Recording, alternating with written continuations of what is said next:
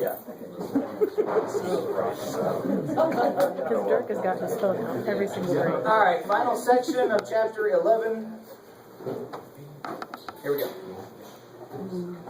He should have left a long time ago. Jennifer might be worried, but Eric felt as though he needed to remain as a supervisor. Otherwise, what incentive did the Morelands have for working towards Damon's extraction?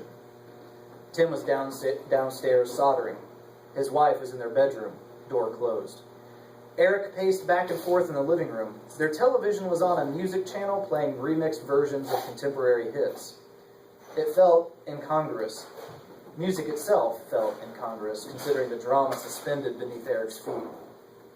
How did everything get this sidetracked? All Damon was supposed to do was get information about the jacket. Now his brother's life was in jeopardy. Eric understood little of what Dr. Moreland explained, but he knew better than to question it.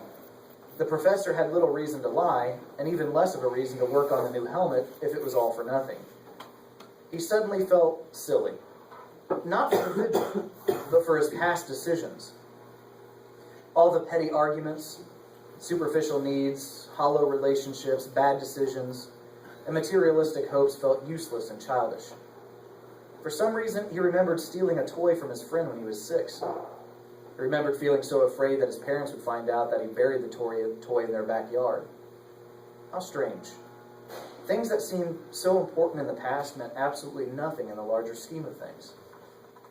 The knock on the front door startled him. A moment passed with Eric considering his next move. Dr. Moreland was engaged downstairs, and it seemed Mrs. Moreland did not want to be disturbed. The lights were on, so pretending that no one was home was out of the question. His muscles tightened in expectation as he opened the door. 3 men in dark suits looked back at him. Good evening.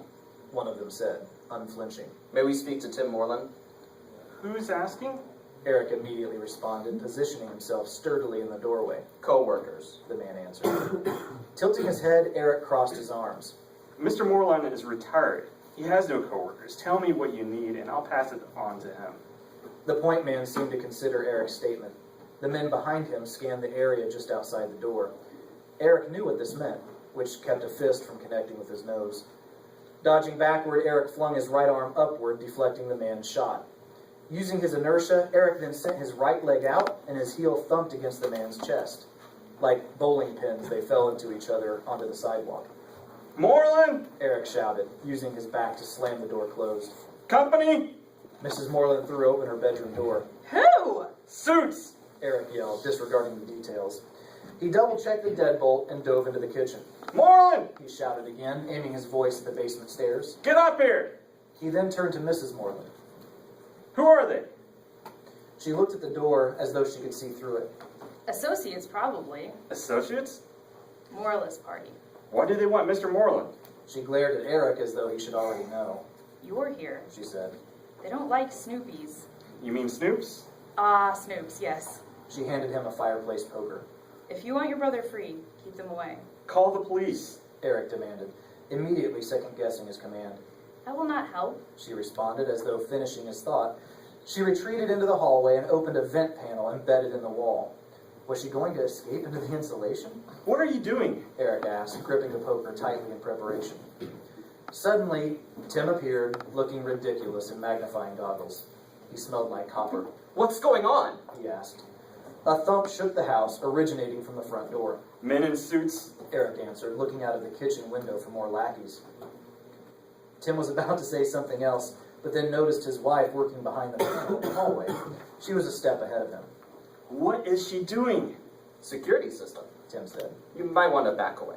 The door burst open with a crash. Mrs. Moreland threw an unseen switch inside the dark hallway panel. Suddenly, the air around the doorway shimmered like a soap bubble, and the men in the frame convulsed before falling to the floor. Immediately, the Moreland pair grabbed the men and dragged them indoors. Eric, feeling more than a little dumbfounded, nonetheless lifted the broken door and placed it upright like a screen so that no passerby could see the bodies that were pulled in. Once the unconscious bodies were inside, Eric tried to place the door back on its hinges. What was that? He asked. Yeah. Oh, is that your version? Yeah. Oh, sorry. Electromagnetic pulse. Tim answered, wiggling backwards around a hallway corner. The guard dog. Patent pending. I'm not sure how we're going to explain their incapacitation. We can claim they were breaking in.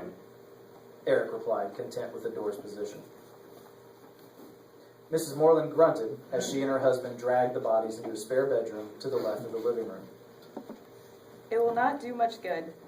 Not unless you know for sure of a police officer with no ties to the Moralist Party.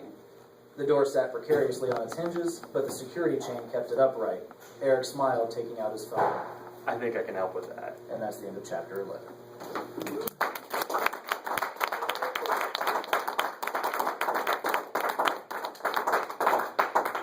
Well, that went a lot faster than I thought it would. Got you in place? So, thank you for coming. My book? Yes, the book is on sale at Amazon.com. And ebook and paper copy. Yes. So enjoy the food and the coffee. Yeah. And talk about the book. So, yeah, when's the book signing gonna start? There's a what? Tonight? When you get the books, bring them to Austin, he'll sign them. Yeah. I can do that. Yeah. All right.